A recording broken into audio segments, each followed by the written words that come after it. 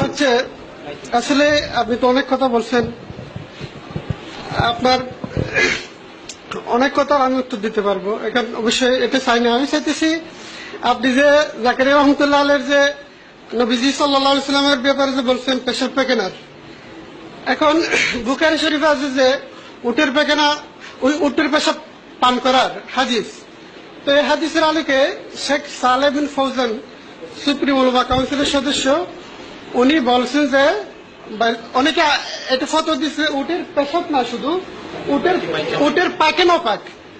এখন উটের পেশাব পায়খানা, গরুর পেশাব পায়খানা যে পাক হয়, নবীজিরটা পাক হলে বললে উনি কি অপরাধ করছেন? আপনি এত গর্জিয়াস হয়ে এত চরম পথে হওয়া ঠিক না। আমার মনে হয় আপনার একটু নরম পথে হলে মানুষ হেদায়েত হবে, আপনার উপর মানুষ খেপে যাচ্ছে। আলহামদুলিল্লাহ, আলহামদুলিল্লাহ। জি, আমি বলছিলাম আপনাকে, উনি যে কথা বলেছেন, দেখুন নবী সাল্লাল্লাহু আলাইহি সাল্লামের পেশাব পাক মানে পায়খানা পবিত্রতার তুলনা করেছেন যে উটের পেশাব যদি পবিত্র হয়, পাক হয়, পায়খানা যদি পাক হয়, তাহলে নবী এরকম মানুষ, তার পেশাব পায়খানা পাক হবে না কেন? আপনি তো বলেছেন ভাই, আমাকে বলতে দেন।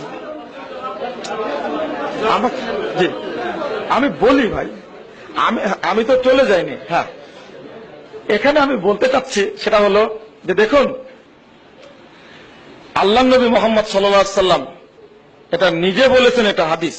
হ্যাঁ, তোমরা যাও উটের পেশাব খাও, কিন্তু একটা জিনিস তারতম্য, যে উটের গোশত খাওয়া হালাল না হারাম? মানুষের গোশত খাওয়া হালাল না হারাম? তো উত্তর তো এই জায়গায় পাওয়া গেছে।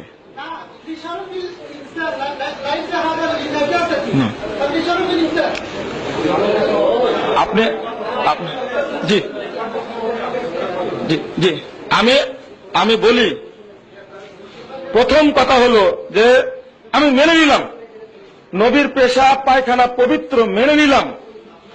দলিল কোথায়? যে না, ঠিক আছে, আমি চাচ্ছি, আমি সাময়িক মেনে নিচ্ছি।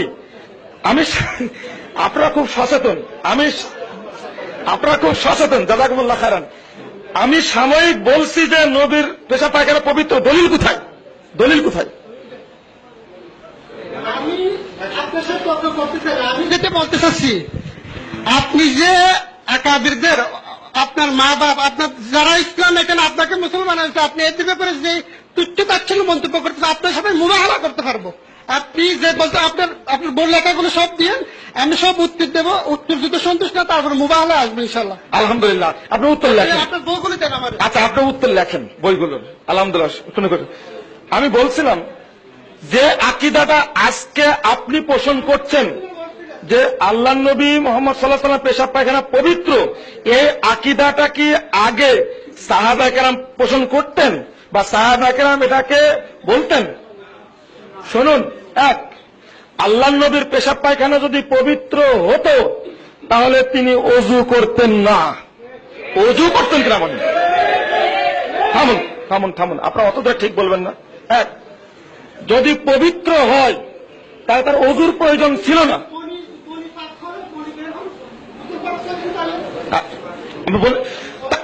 মনি অপবিত্র, আপনি অন্যদিকে যাচ্ছেন কেন? আমার বিষয়ের সাথে সংশ্লিষ্ট কথা বলেন। আমি বিষয়ের সাথে সংশ্লিষ্ট কথা বলেন। মনি পাক, যখন মনি থাকবে ভিতরে তখন মনি পাক, যখন বেরিয়ে যাবে তখন কি না পাক? এটা কোনো সন্দেহ নেই। মনি পাক, এটা পবিত্র।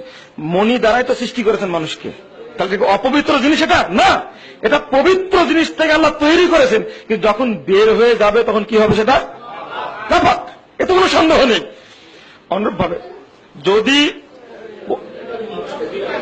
আচ্ছা দেখেন, যুক্তিতেও মিলবে না, দলিলেও মিলবে না। আল্লাহ নবীর পেশাব পায়খানা যদি পবিত্র হতো তাহলে পশ্চিম কালেও তিনি ওযু করতেন না। এক কারণ হলো এই, উটের পেশাব যদি কাপড়ে লাগে তাহলে কিন্তু কাপড় অপবিত্র হয় না। এমনকি যেখানে গরু ছাগল বাঁধা হয় সেখানেও নবী মুহাম্মদ সাল্লাল্লাহু আলাইহি ওয়াসাল্লাম সালাত আদায় করতে বলেছেন। অর্থাৎ গরু ছাগলের পেশাব অপবিত্র নয়, যেমন তাদের গোশত অপবিত্র নয়, পবিত্র, তার গোশত খাওয়া হালাল। ঠিক অনুরূপ ভাবে উটের ক্ষেত্র পেশাব লেগে গেছে, উটের পেশাব লেগে গেছে, তার দ্বারা সালাত আদায় করুন। দেখুন কোথায় পেশাব কোথায় পায়খানা। নবী মোহাম্মদ সাল্লাল্লাহু আলাইহি সাল্লামের কাপড়ে মণি লেগে গেছে, মা আয়েশা রাদিয়াল্লাহু আনহা বলছেন আমি ওটা খুঁটরা তুলে ভিজে দিয়েছি, আমি দেখতে পাচ্ছি যে তিনি সালাত পড়তে যাচ্ছেন ওই অংশটুকু ভেজা।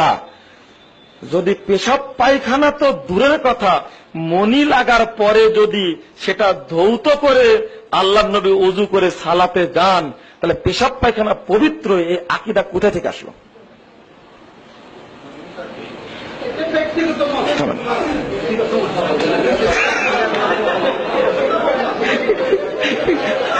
শুনুন, জি জি আলহামদুলিল্লাহ, যে আমি যে আপনারা সেক্ষেত্রে আরেকটা একটা অংশ বাকি আছে, মর্যাদা। শুনুন, মর্যাদা দিতে হবে, কিন্তু মর্যাদা যেন দিতে দিতে যেন বেশি না হয়ে যায়। হ্যাঁ, আল্লাহ নবীর মর্যাদা অনেক, সকল নবীর উপরে মর্যাদা। শেষে বলবেন তিনি ফেরেশতা, নাউজুবিল্লাহ, এটা চলবে না। কিন্তু শেষে বলবেন মর্যাদা দিতে দিতে আসলে যিনি আল্লাহ তিনি মোহাম্মদ, এটা চলবে না। কিন্তু যেমন মর্যাদা এক শ্রেণীর মানুষ দিয়েছে, কিভাবে? আল্লাহ নবী যখন মেরাজে গেলেন তখন জিবরিল আমিন তার যেতে পারলেন না। এখন দেখেন ফেরেশতাদের চেয়ে যে নবীর মর্যাদা বেশি তার একটা প্রমাণ। ফেরেশতাকে চড় মারেছিলেন না আজরাইলকে, আজরাইল তো বলাটা ঠিক না, মালাকুল মাউতকে কে চড় মারেছিলেন? মুসা আলাইহিস সালাম। মর্যাদা বেশি, নবীদের মর্যাদা ফেরেশতাদের চেয়ে বেশি। গেলেন যখন, তখন দেখেন মিথ্যা ঘটনা কাকে বলে। বলছেন যে যখনই আল্লাহ নবী গেছেন আরশের কাছে, তখন আল্লাহ আরশ থেকে উঠে গিয়ে আল্লাহ নবীকে আরশের বসিয়ে দিয়েছেন। তাফসীর খুলুন আপনি, রব্বুকা মাকামান মাহমুদা। এই আয়াতের অর্থ করতে গিয়ে মুফাসসিররা অর্থ করছেন যে আল্লাহর নবীকে আল্লাহ আরশে বসে নিজে আরশ থেকে নেমে গেছেন। যখন তিনি উঠছেন, জুতা খুলে উঠছেন, তখন বলছেন জাল হাদিস এটা, তখন বলছেন যে আরে তুমি জুতা নিয়ে উঠো, এই জুতার কারণে আমার আরশের মর্যাদা বৃদ্ধি পাবে না। যতটুকু দেওয়ার ততটুকু দেন, এত বেশি দেওয়া ভালো না।